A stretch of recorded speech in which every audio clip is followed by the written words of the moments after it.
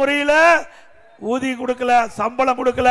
அதை கூட அனைத்து இந்திய அண்ணா திராவிட முன்னேற்ற கழக கட்சி டெல்லியில பேசி போராடி வாதாடி அதிமுக கட்சி அந்த ஏழை 100 நாள் திட்டத்திலே பணிபுரிந்த தொழிலாளிக்கு பணத்தை பெற்று தந்த கட்சி அதிமுக கட்சி. பெட்ரோல் டீசல் விலை குறைக்கிறாங்களா, குறிச்சாங்களா? நீட் ரத்து ரத்து பண்ணாங்களா? மாதந்தோறும் கேஸ் சிலிண்டர் மானியம் 100 ரூபாய் கொடுத்தாங்களா?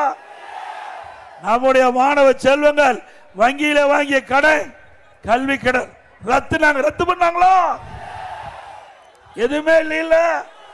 அத்தனை பொய் தானே. அனைத்து இந்திய அண்ணா திராவிட முன்னேற்ற கழக ஆட்சி இருக்கின்ற பொழுது இது கிராமம் சூழ்ந்த பகுதி. இதெல்லாம் பிரதான தொழில் விவசாயம். அதுதானே. நானும் ஒரு விவசாயி. பார்க்கும் போது விவசாயி என்றாலும் அதுக்கு ஒரு அடையாளம், பெருமை. எவருக்கும் கண்டு பயப்பட வேண்டியதில்லை. அப்படிப்பட்ட விவசாய பெருமக்கள் நிறைந்த கிருஷ்ணராயபுரம் சட்டமன்ற தொகுதி விவசாய தொழிலாளி, விவசாய தொழிலாளி அப்படி இருவரு மக்கள் நிறைந்த இந்த பகுதியில் அதிமுக ஆட்சி இருக்கின்ற பொழுது குடிமராமத்து திட்டத்தை கொண்டாந்தோம். அங்க விவசாயிகள் பங்களிப்போடு அந்த குடிமராமத்து திட்டத்தில் அள்ளப்படுகின்ற வண்டல் மண் விவசாயிகள் இலவசமா அவருடைய நிலத்திற்கு இயற்கை உரமா பயன்படுத்தினாங்க. இந்த குடிமராமத்து திட்டத்தின் மூலமா மழை காலத்தில் பெய்கின்ற நீர் முழுவதும் ஏரியிலே சேமித்து அந்த நிலத்தடி நீர் உயர்வதற்கு அதிமுக அரசு வழிவகை செய்தது. அந்த திட்டத்தை ரத்து பண்ணிட்டாங்க விடியா திமுக அரசு. மீண்டும் அதிமுக ஆட்சிக்கு வந்தவுடன் குடிமராமத்து திட்டம் விவசாய பங்களிப்பு போல நிறைவேற்றப்படும். அதே போல விவசாயிகள் பயன்படுத்துகின்ற மின் மோட்டார் எந்த நேரத்தில் சென்றாலும் அந்த மின் மோட்டார் இயக்கலாம்.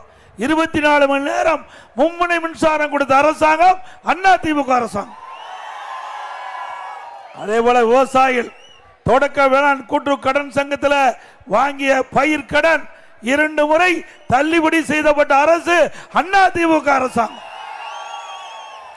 வறட்சி விவசாயிக்கு நிவாரணம், புயல் வெள்ளம் விவசாயியுடைய பயிர் சேதமடைஞ்சா நிவாரணம். இப்படி விவசாயிகளை பாதுகாக்கப்பட்ட அரசு அதிமுக அரசு. விவசாய தொழிலாளி இரவென்று பகலென்று பாராம வெயிலையும் மழையும் பொருட்படுத்தாம ரத்தத்தை வீர்வியா மண்ணிலே சிந்தி உழைக்கின்ற விவசாய தொழிலாளி. அம்மாவுடைய அரசு இருக்கின்ற பொழுதும் அம்மா இருக்கின்ற பொழுதும் அவளுக்கு பசு வீடுகள் கட்டி கொடுத்தோம். விலையிலா கறவை மாடு, விலையிலா ஆடுகள் கொடுத்தோம். உழவர் பாதுகாப்பு திட்டத்தில் நிறைய திட்டத்தை கொண்டாந்தோம்.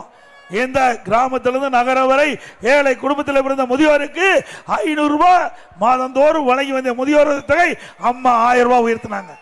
அம்மாவுடைய அரசு ஒரே நேரத்தில் 5 லட்சம் பேருக்கு முதியோர் உதவித்தொகை வழங்கப்படும் என்ற அறிவிப்பு கொடுத்து அந்த முதியோர்களை வாழ வைத்த அரசாங்கம் அதிமுக அரசாங்கம்.